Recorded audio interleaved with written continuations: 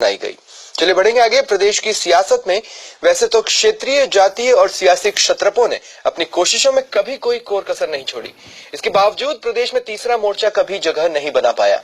अब डॉक्टर किरोड़ी लाल मीणा और हनुमान बेनीवाल मिलकर नए सियासी समीकरण बनाकर तीसरे मोर्चे के तौर पर खुद को स्थापित करने की कवायद में जुटे हैं। लेकिन बीजेपी और कांग्रेसी नेता मानते हैं कि राजस्थान 2 पार्टी सिस्टम पर काम करता है। पेश एक रिपोर्ट। करौली के बाद नागौर, इन 2 जगह सियासी रैलियों और सभाएं देखकर आप समझ गए होंगे कि राजनीति को किस दिशा में ले जाने की कोशिश हो रही है।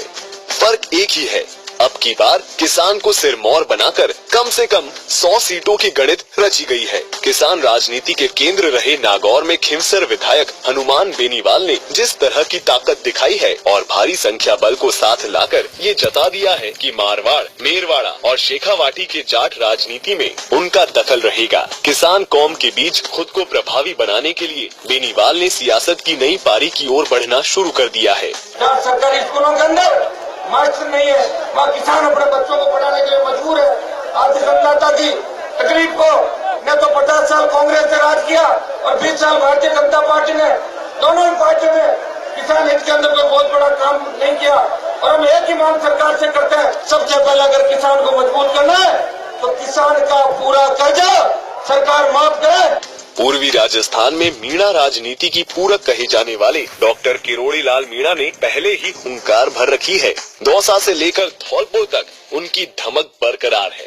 किसान राजनीति के मसीहा के तौर पर खुद को स्थापित करना चाहते हैं, इसलिए वे केवल आदिवासी के नहीं बल्कि पूरे किसान कौम की बात करती हैं। करौली की रैली में ये साबित करती है कि उनका सियासी तिलिस्म बरकरार है।